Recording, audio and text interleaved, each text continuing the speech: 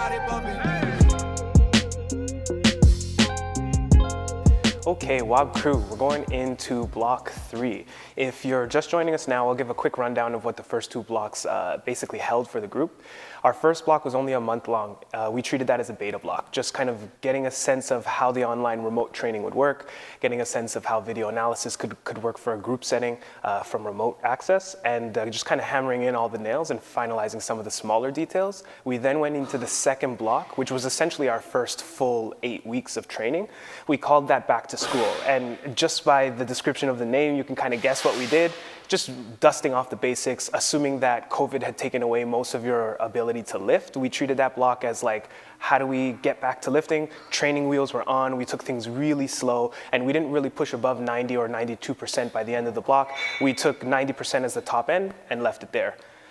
This leads us into the new block, or block 3, which we're calling the silverback block. And through that name, if you've ever seen a picture of a silverback gorilla, they have huge bums, huge posterior chains, big traps, and basically just posterior chain as big as you can imagine it. And that's the point of this block. What I'm hoping to get out of it is A, posterior chain development, so calves, hamstring, bum, low, mid, and upper back, and triceps for pressing strength. So basically everything on the back side of your body that you can't look down and see, that's what we'll be trying to develop and work on. Second to that will be pressing strength and lockout stability. So making sure that you feel really confident overhead. We're going to try our best to hypertrophy the triceps a little bit, just put some size on the tricep and add a little bit of pressing strength in the overhead position and in horizontal pressing positions, just to make that lockout position overhead feel rock solid by the end of the 8 weeks. The third thing is something that I really always focus on. It's not something that I ebb and flow with. It's kind of a constant for me. It's going to be midline stability. I'm just a firm believer in the more midline stability you have, the better off you are. Upper body and lower body feel connected because of that stability. It just allows you to press and move more weight while sustaining less injuries and tweaks. The last thing is going to be just an overall strong feeling, which again lends itself to the name of silverback block. Like the goal at the end of this 8 weeks might not be to PR your clean and jerk or PR your snatch, but we're going to be looking for some heavy tempoed front squats. We're going to be looking for some big behind the neck jerks from racks. We're going to be looking for some big clean off the blocks, maybe even a PR double. So being able to move more than you were from the ground for one, for a double off of the blocks. So like we are looking to move big weights, but not in the competition lift setting. So no snatches or clean and jerks, but we're gonna take pieces of those and really build them up and try to PR essentially. Now we can talk a little bit about the daily warm-up that you're gonna see across the 5 days of training, or if you're doing less than 5, regardless, every day of this that you come in to work out, we're gonna try to warm up in a very similar way. Again, this is something I did in the first 2 blocks.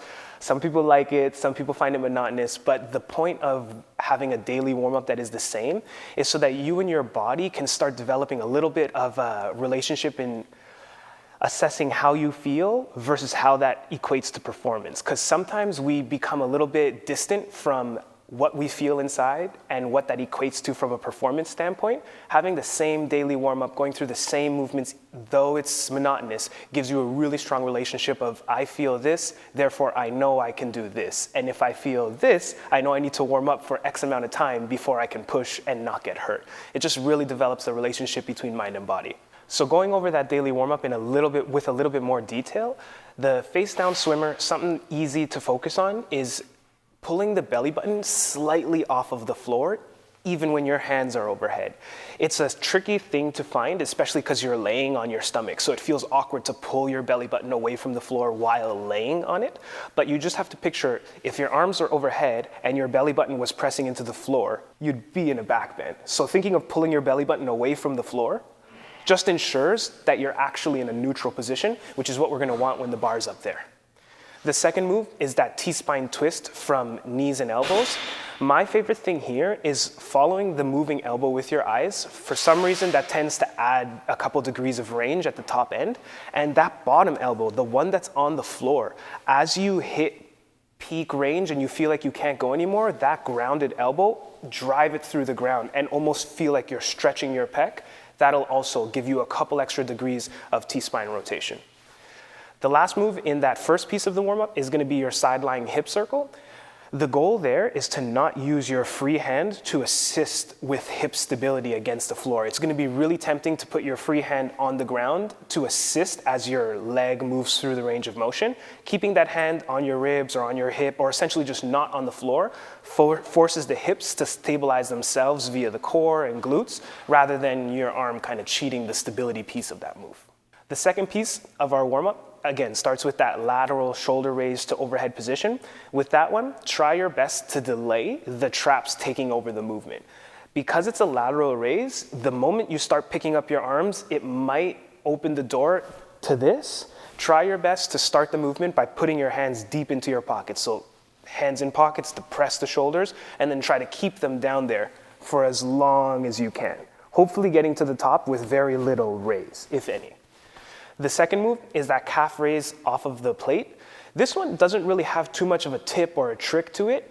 The balance part is going to be the toughest part. If you find that it's impossible to do both feet at the same time, you're constantly falling over and therefore can't really get the benefit of the movement, keep one foot in the middle of the plate, the other off the edge, and just do kind of a single leg calf raise, 10 to 15 on one side, and then switch and get the other leg. We don't want you falling over on every single rep, because then the stability piece and the calf pump actually never happens because you're constantly flip-flopping off of the plate.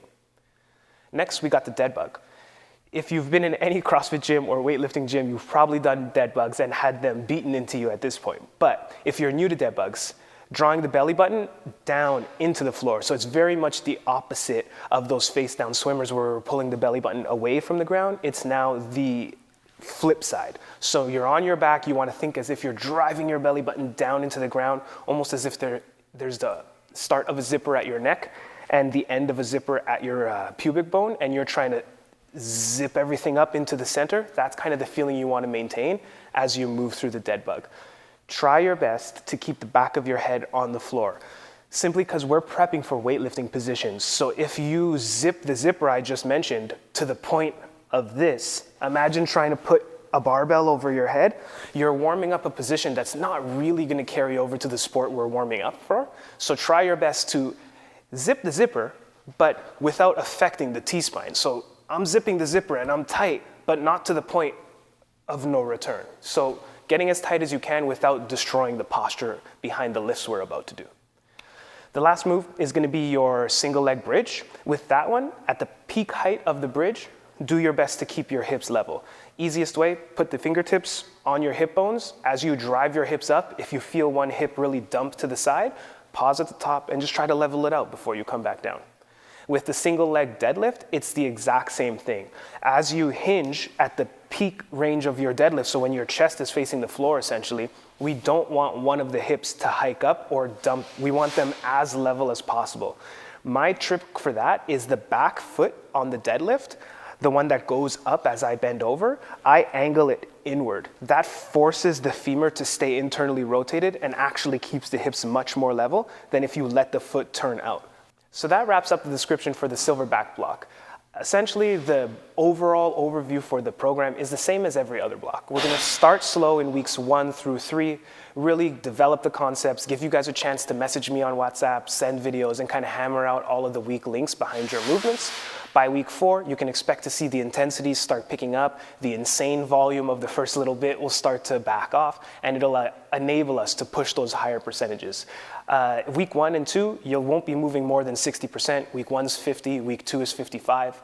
By week 3, you'll see 70%. That second month of training is where we're pushing into 75% plus often. The accessory work will take a back seat to the main lifts, and we'll start pushing for PR weights eventually.